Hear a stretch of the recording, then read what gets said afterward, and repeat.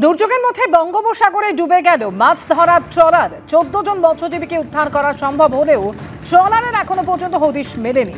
ইলিশ ধরতে পাথর প্রতিমার এল প্লট থেকে মৎস্যজীবীদের নিয়ে গতকাল এফবি দশভুজা নামে ওই ট্রলার আন্তর্জাতিক জল সীমানার কাছে বাঘের চরে সাগরের ঢেউয়ের ধাক্কায় ট্রলারের পাটাতন ভেঙে হু হু করে জল ঢুকতে শুরু করে। এ সম্পর্কে আরো জানবো, গৌতম মন্ডল প্রতিনিধি রয়েছেন। গৌতম, 14 জন মৎস্যজীবীকে উদ্ধার করা হয়েছে, তবে ট্রলারের এখনো পর্যন্ত কোনো হদিশ পাওয়া যায়নি। ঠিক কিভাবে এই ঘটনা ঘটলো গৌতম? দেখো, কয়েকদিন ধরে টানা দুর্যোগ চলছে সুন্দরবন জুড়ে। সমুদ্র এবং নদী বেশ উত্তাল আছে এবং সরকারের পক্ষ থেকে নির্দেশ ছিল যে এখন সমুদ্র যেতে নিষেধ করা হয়েছিল, কিন্তু কালকের থেকে সরকারি নিষেধাজ্ঞা ছিল না। কিন্তু পরিস্থিতির উপর পর্যালোচনা করে জানানো হয়েছিল মৎস্যজীবী সংগঠনের পক্ষ থেকে যে তারা ইলিশ ধরতে যেতে পারে, যেহেতু এই মুহূর্তে খুব ভালো ইলিশ মিলছিল। গতকাল পাথর প্রতিমার এল পথ থেকে এফবি দশভুজা নামে একটি ট্রলার 14 জন মৎস্যজীবী নিয়ে এরা গভীর সমুদ্রে ইলিশ ধরতে যায়।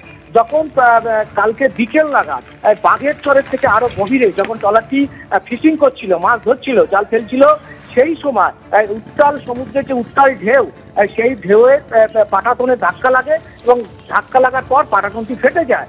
ফেটে যাওয়ার পর ট্রলারটি ডুবে যায় এবং এই সময় ওই 14 জন মৎস্যজীবী তারা ট্রলার থেকে ঝাঁপ দিয়ে সাগরের জলে পড়ে এবং সেখানে তারা তখন ভাসতে থাকে। তখন পাশের অন্য মৎস্যজীবী ট্রলার তাদের 14 জনকে উদ্ধার করে, রাতেই তাদেরকে ঘাটে ফিরিয়ে আনা হয়েছে।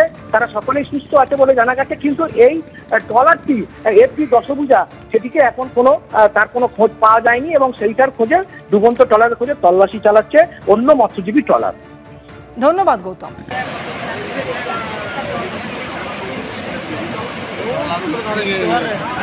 বীরভূমের লাভপুরের ছবি, যেখানে জলের তোড়ে ভেঙে গেল কুয়ে নদীর বাঁধ। থিবা গ্রাম পঞ্চায়েতের একাধিক গ্রামে জল ঢুকতে শুরু করেছে, যার ফলে কয়েকশো বিঘা জমি ইতিমধ্যে জলের তলায় চলে গিয়েছে। আজ ভোররাতে থিবা তালতলা স্লুইস গেটের কাছে কুয়ে নদীর বাঁধ ভেঙে যায়। লাভপুরের কাছে বক্রেশ্বর আর কোপাই নদী একসঙ্গে মিশে তৈরি হয়েছে কুয়ে নদী। সেই ছবি দেখতে পাচ্ছেন, বিস্তীর্ণ এলাকা কিভাবে প্লাবিত হয়ে পড়েছে, কারণ জলের তোড়ে ভেঙে গেল কুয়ে নদীর বাঁধ এবং যার ফলে থিবা গ্রাম পঞ্চায়েতের একাধিক গ্রামে ইতিমধ্যেই জল ঢুকতে শুরু করেছে। কয়েকশো বিঘা জমি ইতিমধ্যেই জলের তলায়। ভাস্কর মুখোপাধ্যায় প্রতিনিধি রয়েছেন। ভাস্কর, কুয়ে নদীর বাঁধ ভেঙে যাওয়ায় থিবা গ্রাম পঞ্চায়েতের একাধিক গ্রাম যেখানে ইতিমধ্যেই জল ঢুকতে শুরু করেছে, কি অবস্থা এলাকার? ভোর রাতে লাভপুরের কুয়ে নদীর বাঁধ ভাঙে এবং এটা ঠিক থিবা পঞ্চায়েতে থিবা তালতলা যে সুইচ গেট রয়েছে, সেই সুইচ গেটের কাছেই এই বাঁধের একটা বড় অংশ ভেঙে যায় এবং তারপরই সেখান থেকে জল ঢুকতে শুরু করে। এবং যেটা প্রশাসনের আশঙ্কা যে এই নদীর আশেপাশে প্রায় 12টি গ্রাম রয়েছে, সেই গ্রামগুলি প্লাবিত হওয়ার আশঙ্কা তারা করছেন। তার জন্য ব্যবস্থাও নেওয়া হয়েছে জেলা প্রশাসনের তরফ থেকে। ঘটনাস্থলে লাভপুরের বিডিও রয়েছেন, জেলা সভাধিপতি কাজল শেখ তিনি নিজে ঘটনাস্থলে গেছেন। লাভপুরে যিনি বিধায়ক অভিজিৎ সিনহা তিনি রয়েছেন এবং তারা সরজমিনে দেখছেন যে এখনো পর্যন্ত কতটা কি ক্ষতি হয়েছে বা ক্ষতির কি আশঙ্কা রয়েছে। এবং যেটা জানা যাচ্ছে, প্রশাসন সূত্রে প্রায় 150 বিঘের মতো জমি এখানে জলের তলায় রয়েছে এবং আরো জমি জলের তলায় যাওয়ার আশঙ্কা করছেন।